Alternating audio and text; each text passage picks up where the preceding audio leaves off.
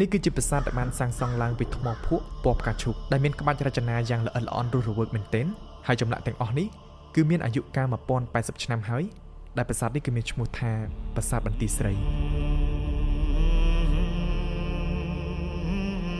នៅក្នុងវីដេអូនេះខ្ញុំបង្ហាញបងប្អូនឲ្យបានឃើញអំពីភាពអស្ចារ្យមួយចំនួនដែលបុព្វបុរសខ្មែរបានបន្សល់ទុកតាំងពី1000ឆ្នាំជាងមុនតាមឯកសារប្រវត្តិសាស្ត្រអាណាចក្រខ្មែរគឺបានកត់ត្រាថាប្រាសាទនេះត្រូវបានកសាងឡើងដោយព្រហ្មញ្ញម្នាក់ឈ្មោះថាយៈជេវរៈហៈដែលលោកគឺជាព្រះគ្រូរបស់ព្រះបាទជ័យវរ្ម័នទី5ប្រាសាទបន្ទាយស្រីកាលពីដើមឡើយគឺមានឈ្មោះថាអេសូបរៈប្រែថាបុរីនៃអេសូប៉ុន្តែសម័យក្រោយៗមកទៀតគេហៅថាប្រាសាទបន្ទាយស្រីទៅវិញនេះក៏ដោយសារតែប្រាសាទនេះគឺមានរាងតូចច្រឡឹងជាមួយនឹងក្បាច់រចនាដ៏ស្រស់ស្អាតហើយក៏ដូចជាភាពរស់រវើកនៅលើផ្ទាំងថ្មពណ៌ផ្កាឈូកមិនតែប៉ុណ្ណោះប្រាសាទនេះគឺទទួលបានការកោតសរសើរពីភ្ញៀវទេសចរច្រើនមែនទែនឲ្យតែគេបានមកលេងនៅទីនេះគេតែងតែសរសើរថាប្រាសាទនេះគឺពិតជាស្រស់ស្អាតខ្លាំងមែនទែនបើទោះបីជាបរិវេណនៅទីនេះរាងតូចចង្អៀតបន្តិចក៏ដោយមែនទែនបាននិយាយអំពីសញ្ញាក្បាច់មួយតងគឺតាក់ទាញខ្លាំងមែនទែនសូម្បីតែខ្ញុំផ្ទាល់នៅពេលដែលខ្ញុំឈរថតហើយឈរមើលគឺខ្ញុំមានអារម្មណ៍ថាស្ញាច់សរសើរចំពោះ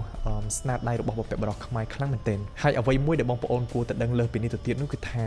សម័យកាលដែលគេបានកសាងប្រាសាទបន្ទាយស្រីនេះឡើងគឺជាសម័យនៃការចេះដឹងស្ទាត់ជំនាញអំពីក្បាច់របស់បុព្វបុរសខ្មែរកាលពីសម័យនោះហើយទីនេះក៏ជាប្រាសាទមួយដែលល្បីល្បាញពីផ្នែកចម្លាក់ឆ្ងាយពីដែនអាណាចក្ររបស់ខ្លួនផងដែរ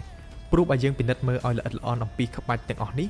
គឺវាមានភាពល្អិតខ្លាំងហើយនៅជ្រៅមែនទែនដែលយើងអាចនិយាយថាងាយនឹងខូចខាតក៏ប៉ុន្តែហេតុអ្វីបានជាថ្មភក់ទាំងអស់នេះជាប់បានរហូតដល់1000ឆ្នាំជាងមានប្រាសាទច្រើនណាស់នៅក្នុងតំបន់អង្គរដែលគេបានកសាងឡើងពីថ្មភក់ប៉ុន្តែថ្មភក់ដែលមានពណ៌ផ្កាឈូកដោយប្រាសាទបន្ទាយស្រីនេះគឺមានតែនៅក្នុងប្រាសាទបន្ទាយស្រីមួយតែប៉ុណ្ណោះថ្មភក់ពណ៌ផ្កាឈូកនេះភាគច្រើនគឺប្រើជាសសរគ្រោងទ្វារបង្អួចហើយជាងនៅស្ទប់ខាងក្រៅនៃតួប៉មទាំង3នៃប្រាសាទបន្ទាយស្រីថ្មភក់នៅប្រាសាទបន្ទាយស្រីនេះគឺមិនទាន់មានប្រភពថាគេយកមកពីទីតាំងណាឲ្យច្បាស់នោះទេប៉ុន្តែតាមការស្រាវជ្រាវរបស់លោក Q ច័ន្ទលោកបាននិយាយថាថ្មពណ៌ផ្កាឈូកទាំងអស់នេះគឺបានយកមកចេញពីភ្នំកលែន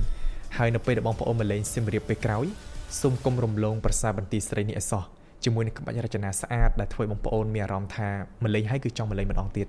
ជួបជាមួយខ្ញុំធានទិញវីដេអូថ្ងៃស្អែកបន្ទាប់សូមអរគុណ